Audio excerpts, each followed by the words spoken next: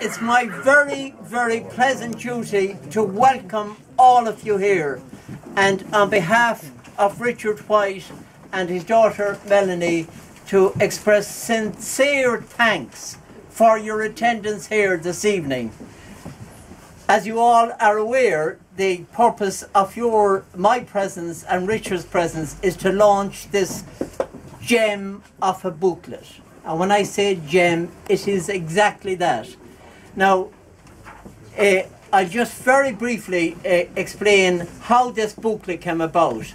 It was not through Richard's endeavours to get an anthology of some of his writings. It was a little token of appreciation by a publishing group in England. And some months ago, Richard received this in the post from the editor of a magazine called Springboard. It's a writer's magazine run by a small publishing company in England. And for the past 10 years, Richard has been a contributor to that magazine.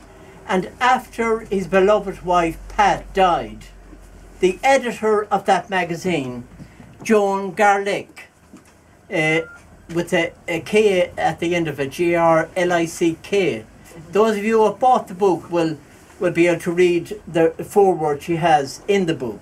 But I just read it to publicly acknowledge this wonderful man here, because Joan, in her foreword to this, anyway, sorry, I'm digressing. Joan decided she would put this little anthology together as a gift to Richard.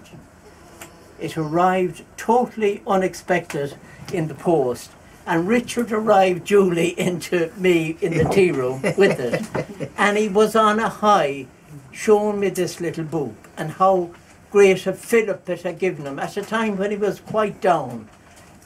And I said, "Have you many copies of it?" He said, "Martin, I've just the one copy." And I said, "It may sound impertinent, but you might contact Joan, this good lady, and ask her, would it be possible to get additional copies, because I'm sure Melanie and David and other family members of Richard would really love to have this booklet." And then when we chatted about it, we said, "Sure, Richard, why not gently put it to her that you have a wide circle of friends and it might be a good idea to get a batch published, and ask her about that possibility." So Richard contacted her, and she agreed to get a batch done. And I can tell you now, those of you who are getting this little booklet here this evening for a fiver, €5, €5, I would say myself, doesn't actually cover the cost. But Richard wanted his all friends to have it. I'd say, in all honesty, Richard, you're underselling it a little bit. And I can also say that Seamus Duffy won't get a cent of profit out of that fiver.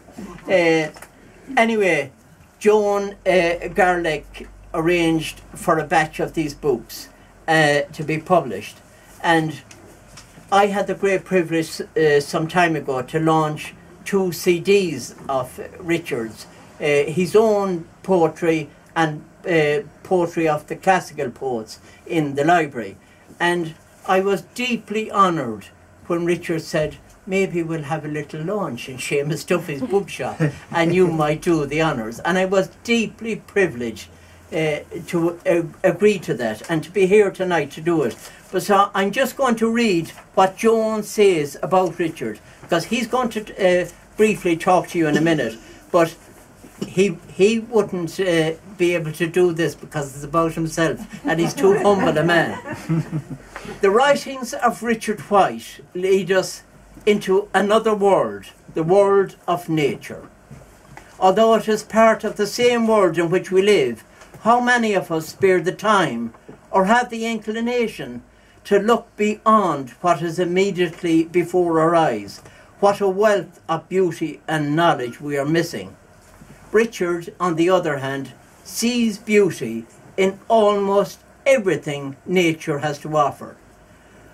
From the robust but frail-looking snowdrop as it pushes its way through the frosty ground or a blanket of snow to herald the coming of spring, to the sturdy and thorny whinbush in full golden bloom on a sunny hillside, or the lowly snail with his attractive shell, to the ruggedness and grandeur of the mountains.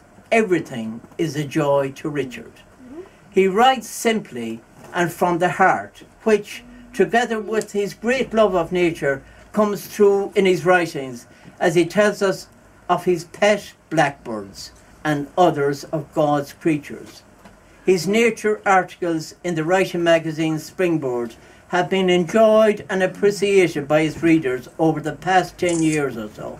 It is my pleasure to write the foreword to this small anthology with the hope that it will bring equal enjoyment to all its future readers. And that was from Joan Garlick. And she mentions on the back here about Richard's love of nature is apparent in all his writings. His other interest is good poetry, which he reads avidly. This includes the works of Irish poets written in their own language. To see nature at her best, he goes out at all times of day or night to gather information for his writing. And he has worked with the farming community in excess of 30 years and has made many friends. That's just Joan's little tribute to Richard. I could spend all night here paying tribute to this wonderful man. I see Anne Coffey here in front of me, and it has triggered a reminder in my brain. Our mutual friend Richard, John Coffey, sends his heartiest congratulations to you. Wonderful, thanks. And wishes the book launch every success. Most local people know John has been in hospital since the 4th of June, but confounding all the medical experts and making remarkable progress. Also, my friend and colleague Leamy McNally would love to have been here tonight, but he's off in Korea doing a bit of work for the Columban Fathers, doing documentary work, recording the histories of the Columban Fathers' work in Korea. As many people here will know, our own Father Willie Spicer was a member of the Columbans, and Father Brendan Hoban, half of Covey, Castleberman is another Columban. But anyway, Leamy sends his warmest regards. Now, I'm just very quickly coming back to this booklet. I hope we're going to see another similar anthology. This is a wonderful little booklet. It contains, I had copious notes here, but I'm not going to delay anyone now. Suffice to say, there are 16 wonderful memory articles. Richard's reminiscences of outings. I was amazed when I read one of them about a trip to Connemara and Omey Island. I was actually on the bus with himself and Pat that day, and John and Anne Coffey were with us as well. I remember that. And I said to him afterwards, I said, did you take notes?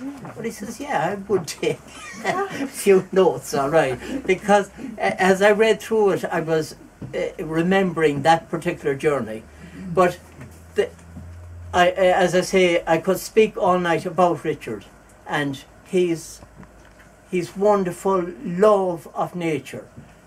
The one thing that will strike you about this, he's not slow to express an opinion that might irritate people, like overdevelopment and, well, in essence, unsympathetic development relative to the environment. And he makes a point on a number of occasions in the writings in this little booklet about our ancestors had a great sympathy and empathy with their environment. And when they built a little cottage, they put it into the side of a hill, that it wasn't obtrusive. It became part of the landscape and the natural environment.